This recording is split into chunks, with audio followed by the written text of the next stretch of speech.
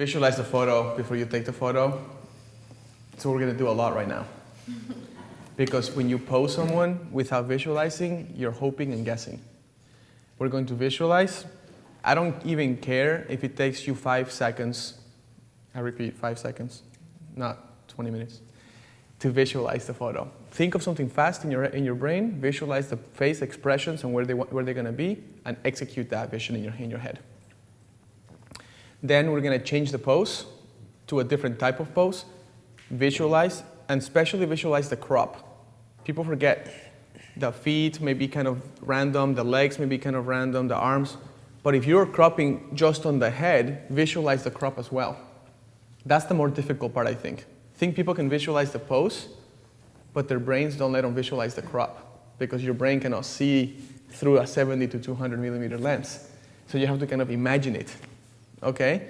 If you can do both, imagine the pose and imagine the crop, you're gonna have a lot easier time posing people from now on, okay?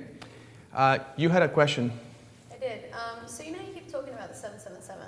Yes. So I noticed that in the chart that you gave us, and I think that's available for everyone else, we were doing the math with a few of us here, and none of it adds up to like 777. So I'm wondering, obviously it's something else, so I was interested to know if you could explain that for us, please. Okay. I had her ask that because she asked me that on break. And it was important to review. The 777 posing techniques are not part of the location posing execution chart. The posing chart is what you're going to implement the 777 on. Okay, so for example, if you have a photo like the couple is hugging, like this square here hugging, you're going to implement those 777 little rules. They're not rules, they're guidelines, they're suggestions, whatever you want to call them. And if you apply them to that hugging pose, it's probably going to be a really cool looking hug. Like you're not going to hug like this because that's mirroring your arms. You're going to hug like this. You're going to lift the chin to make them the breadth. This is all parts of that 777. Those 3 little charts that I showed before are crucial for today's class. Okay? So you apply those 21 items into each of these poses. That's why the combinations are so large. That's why it's thousands of combinations and permutations. Okay? So I hope that's really clear for people. Okay. We're starting the segment on probably one of the things that most people struggle with, which is the posing segment. For some reason, posing is very difficult for people because it's so many variables you have to think about, and it is very difficult. It's kind of like when you play, well, this is an analogy for me because I'm a musician, right? But it's like when you play a guitar concerto. A concerto is when you, like the photo that I showed where I was playing in front of a whole orchestra. Not only do you have to remember your parts when your hands are sweating, but you have to think ahead because your fingers have to move so fast that you have to think ahead before you actually go to that location in the guitar, right? And on top of that, part of your brain has to be listening to the orchestra to see where they're at. And you have to kind of put them all together. When you're posing people, you have mechanics, you have lighting artistry, and then you have to inject emotion. 3 variables for every single pose. The mechanics of the pose is all the hands and mirroring and all these things. The artistry of the pose is how you light it and how you crop it. That's the artistry part of it. And the third is how you inject the emotion that you want. Whether you want a serious emotion, a passive emotion, romantic, angry, sexy, you choose. But you have to have an idea before you start passing out instructions to your couples. People do some things like this. They go, I'm thinking maybe try to give her a hug. Yeah, smile. Like it's just not specific. You're gonna have a very hard time getting people to be like, you are like on fire if you act like that, you know? But if you say, yeah, I'm totally, put your foot over here, put your elbow over there, put your waist over here, put your nose over here, I'm gonna light it up with a reflector, I'm gonna put a flash here, you're gonna look your eyes here, you're gonna laugh, boom, and you take the photo and the show is like sick, you know what I mean? people will be like, Nikki, you are awesome. You know what I mean? And it creates really cool stuff. Let me see.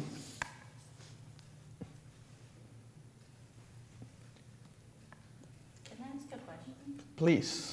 So at the wedding after the ceremony at the party, do you ever pose people, or you just take candid shots? When? At the party? The reception, sorry. No, I don't really post reception stuff. That's Okay. very photojournalistic for me. Okay. I'm going to show you some posing of bridal party stuff, so you can see how you do multiple people, and not just couples at the same time. Before that, though, let me just show you one thing that we couldn't do yesterday because there wasn't anything to play a shadow on, do that shadow game. But take a look at, let's say, this is my wedding I shot 3 days ago. I flew here right after this wedding. This was a 3-day Indian wedding I shot for 32 hours straight. And this was one of the walls. The wall is clean, seamless wall. But there was a little wooden roof deck. We had some studs, and the light came through. And we put a little bit of a reflector on the left side to kind of enhance the light a little bit. And you create this, and nothing else shows except the shadow pattern that I saw on the wall. Does that make sense? Now, I had them sit down and all of that. It's part of my visualization. It wasn't guessing. I didn't tell him to stand. I took a picture. Then, sit down. Lay down. Like, he cannot even move in that outfit. He's like, choose and I'll do it. You know, and these guys are like super not patient people. They're not the type that are patient with you, you know? I mean, they pay me a lot and they expect a certain level. So trust me. I told them, sit down, open up your arms, lean forward, just look at this. You can see his eyes are locked in. I took the picture. It literally was like 1 or 2. Done, move on. That's the power of visualization. Okay?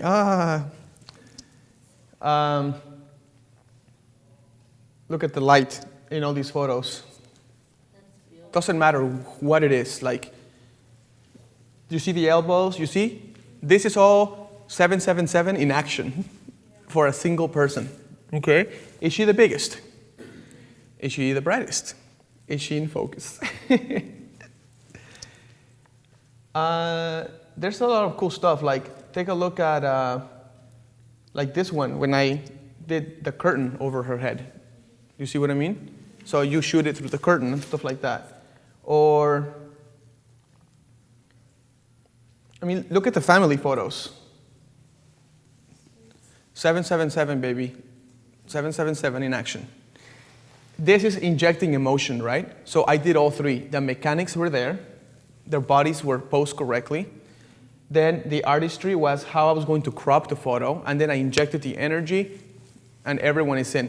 Did this happen by accident? No. Each person was told where to look. That's the control freak part of me, because it yields results, okay? These guys were supposed to look at each other. He was supposed to look at her. She was supposed to look at him. It was that simple, okay? You look at her, you look at him, you look at your daughter. I placed the arm there, okay? That's it. 90-degree angle in her arm. Totally okay. Because there's so much going on, you don't even see the 90-degree angle in her arm. Okay?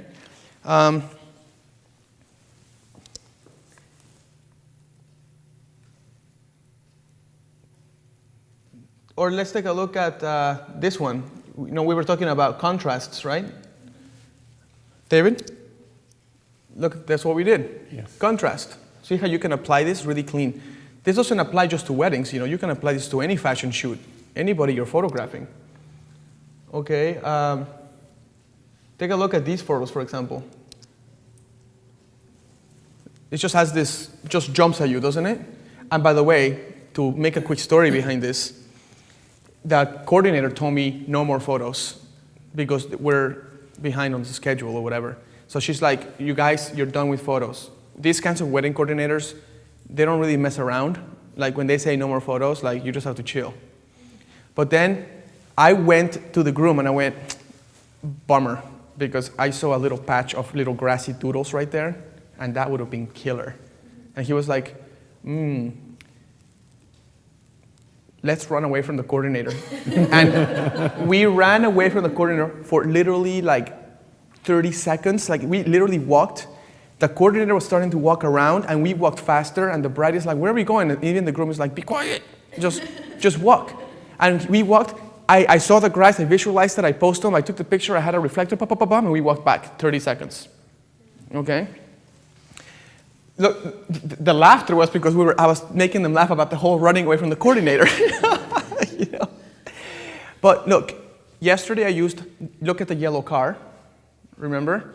And I told Kisia to look at the bush, and the bottom of the bush was the funniest part of the bush. Look at Kisia right now. See, that still works. It's still fresh material. That day, I used what I had available to me, which brings you to the next line. Oh my gosh, this is really important. Don't use cliches to get an injection of emotion. Don't say things that will make your clients think that you use that on everybody. It's kind of insulting. Especially at weddings, they want to feel like they're special. They don't want to hear what you say to the last 50 brides you photographed. It makes them look like an assembly line, okay? If you're listening online, please try to use the day around you to come up with new material to make them laugh. Use the stuff that's around you for the day to create comedic relief. Comedic relief, is that how you say it? Okay? This is a good example of that. The coordinator was like, and we ran away from her. We took her pictures, we laughed. I was laughing when I was taking the photo, you know. I wrote that look, this is a vertical. This is a different type of photo altogether. This is an example of him behind her. This is him behind her. This is part of the location, part of the posing chart. Do you like it? Isn't that really, and it's just done so fast. That's the beauty of this. The beauty of this is like, when you get these pictures, you shouldn't even be surprised because you're supposed to be a master. It's like that football player that got in trouble when he scored a touchdown, and then he started like throwing the ball, and then he started like cheering and dancing for like 20 minutes. And the coach said, come over here for a second, and he kicked him out of the game. And he's like, why did you kick me out? I just scored a touchdown. And he's like, because you're celebrating. Like, this is the first touchdown we've ever done. You don't do that. You take a picture, you're like, that's what I expect of myself. Move on. You know, it's what you should do.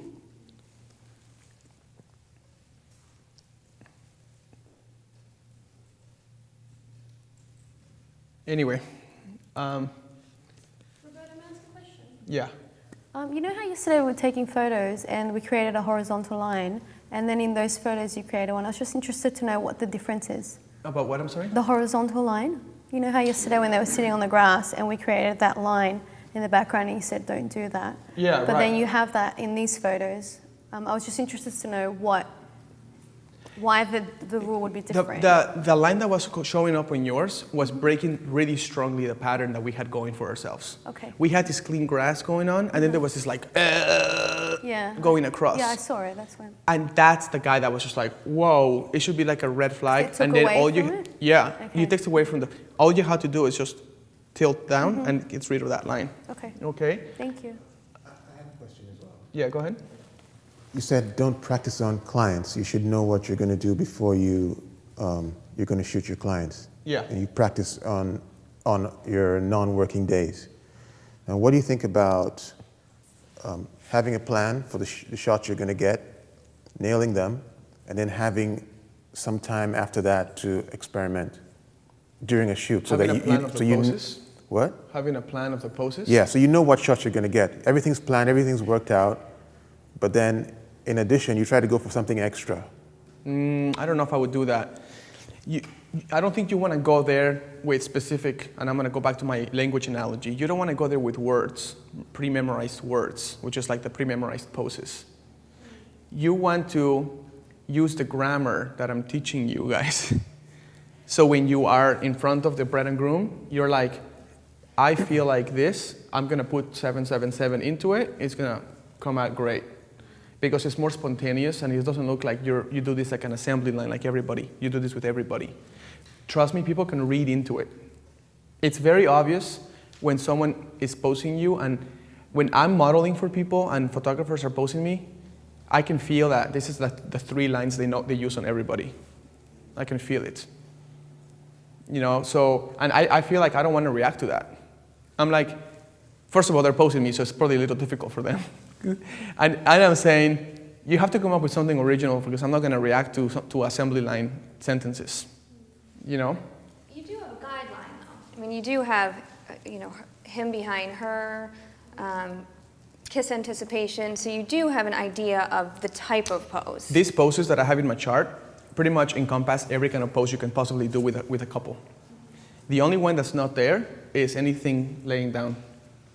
Because my brides don't, I don't lay my brides down really. No. Too risky, the dress gets dirty, forget it.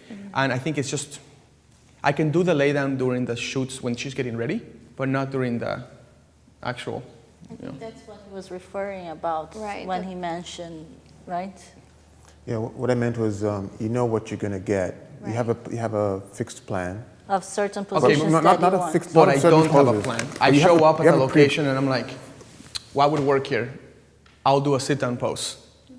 And then once my brain says that, then I visualize it, I crop it in my head, and then I'm like, I crop it I visualize the artistic aspect of it, like what lighting am I gonna use, how is that gonna look? Then I do the mechanics of it first, like put the body in the right place and the elbows and stuff. Then I inject the emotion. Okay. Okay? Remember that the artistic side of posing is the lighting and the cropping that you're gonna do with it.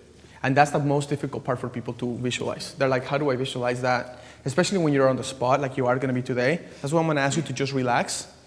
Everyone in the audience, when they're thinking about visualizing the pose, you try visualizing, you'll see how you blank out too. Visualize the pose, if you're watching at home, let them visualize it and come up with something. You're gonna feel great when you do actually work hard enough to visualize and you actually execute that vision. It's gonna be like a wow moment for you. Okay, you're gonna love it. Okay, so examples of this, for example, we had a huge room going on, and I told the bride that we need to get ready in that tiny little closet thingy. And she's like, why? I said, because that's just where we're gonna go. Like, you wanna look good, or you want that location to be featured? Which one do you want? And she's like, no, I wanna shine. I was like, well, we're gonna go to the little closet. Because the light was coming and it was bouncing, and look at the light it gave me. See what I mean? The reason why I said that is, don't let your clients tell you what to do. Respect their wishes and explain to them why you are saying what you're saying, so you don't seem rude. Okay? I always explain, listen, this is gonna be dark, you won't look very good, I can make you look like beautiful if we just go to this part of the closet, okay? Because they would choose the fountain no matter It what. shows respect, right?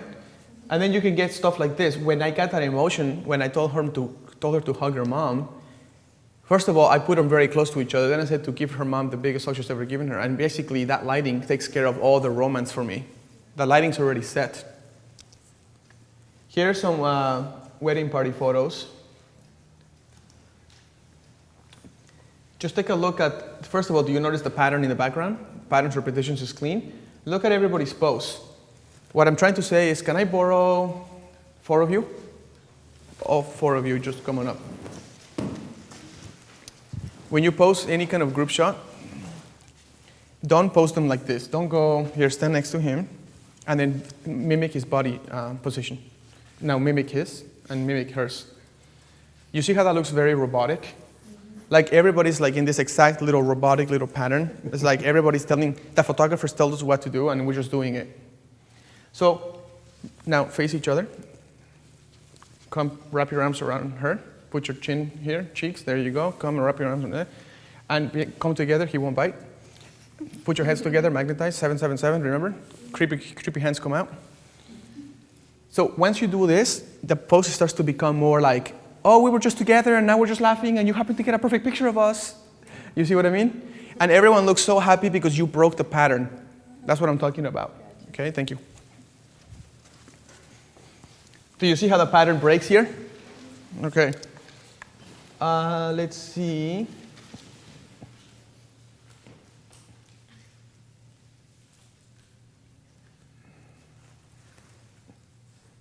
See, here's this is people ask me a lot online. In the posing chart, there is one of the posing elements is called interpretive. So it's called interpretive. And they say, what's interpretive? Interpretive is when you crop the head out of your bride and groom, or just the groom or just the bride, one of them is out, and you tell the story through their bodies. Okay? So that's what that is. Or you only show a piece of the bride, like her hand, and you show the whole groom, or you show a piece of the groom and the whole bride. Anything like that is interpretive. This is going to be a difficult pose for you guys today. You're going to have to be like, what do I do? Here's an example of an interpretive pose that I took during the wedding. Or like, look at this one. This one was taken,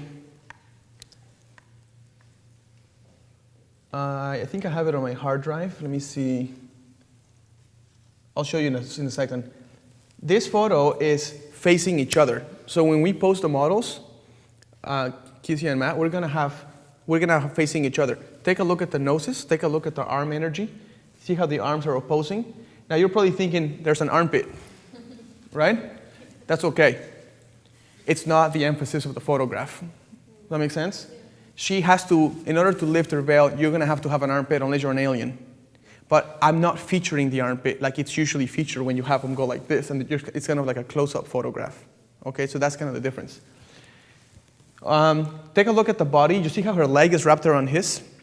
That wasn't by accident. She didn't just do that. I said, okay, you're gonna wrap this, and then lift the veil, and then I said something embarrassing, and then she's laughing, but her eyes were locked and his eyes are locked. Okay? It was very difficult to be silly with this couple because that bride never, ever even talked to me. She's never smiled. The whole time she booked me, I said, I need to call you? And she's like, oh, okay. And she was just like, can you call my coordinator? I was like, okay. And I was like, can you talk? Do you not have a tongue? You know? And then when I had to photograph, I was just like, this is gonna be a fun day. You know what I mean? The groom was cool though, and I just went crazy. I was just like, to the bride, I was just like, keep your eyes locked. You know you want me, but you can't have me.